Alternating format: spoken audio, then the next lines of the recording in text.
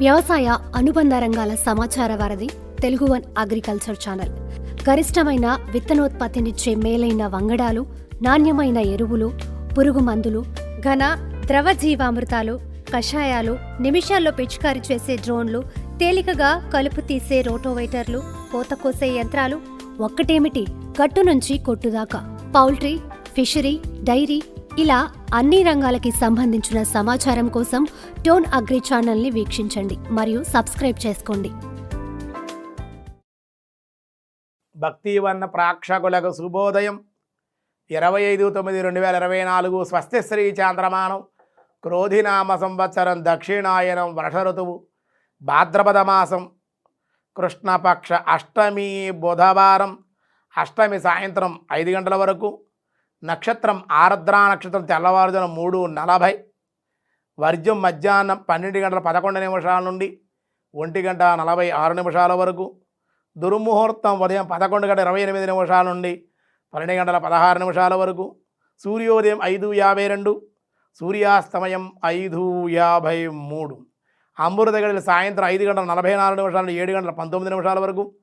రాహుకాలం మధ్యాహ్నం 12 గంటల నుండి 1:30 వరకు. రాహుకాలం శుభ సమయం ఈరోజు అష్టమి కాబట్టి లేదు.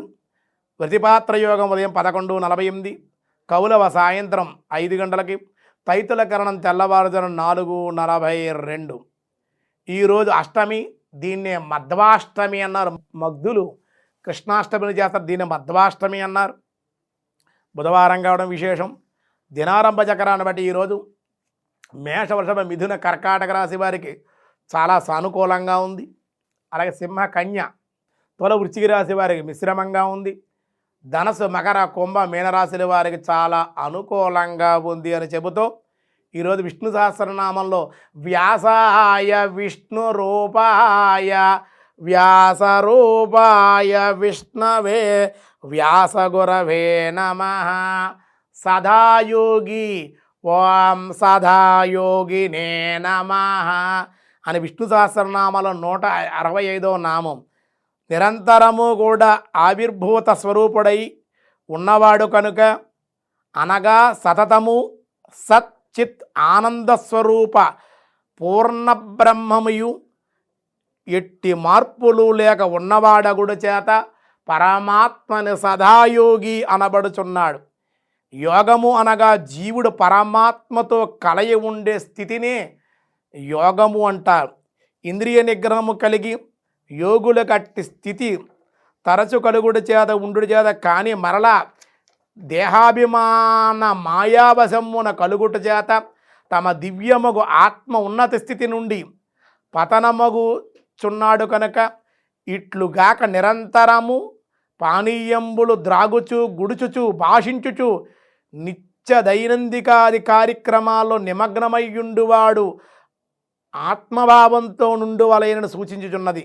ఈ స్తవరాజము నిత్యము జపించినచో అట్టివాడు సదాయోగి అవుతాడు. అందుకే పరమాత్మక సదాయోగి అనే నిర్వచనాన్ని ఇచ్చారు అని మన వాళ్ళు చెప్పడం జరిగిందన్నమాట. ఎంత అర్థం ఉందో చూడండి ఇందులో.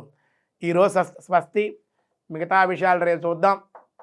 ఈరోజు పెళ్లి రోజు, పుట్టినరోజు జరుపుకునేటువంటి తెలుగు వన్ భక్తి వన్న ప్రేక్షకులకి శుభాకాంక్షలు, శుభ ఆశీస్సులు. భక్తి వన్ దైవత్వాన్ని అందించే ఒక భక్తి ఛానల్. పండుగలు, దేవాలయాలు, రోజువారీ జాతకం, పూజా విధానం, స్తోత్రాలు, సనాతన ధర్మం గురించి ఆసక్తికరమైన విషయాలు, ఆధ్యాత్మిక జ్ఞానం సృష్టిస్తాము. తప్పకుండా www.bhakti1.com కి లాగిన్ అవ్వండి. భక్తి వన్ ఛానల్ ని వీక్షించండి మరియు సబ్స్క్రైబ్ చేసుకోండి.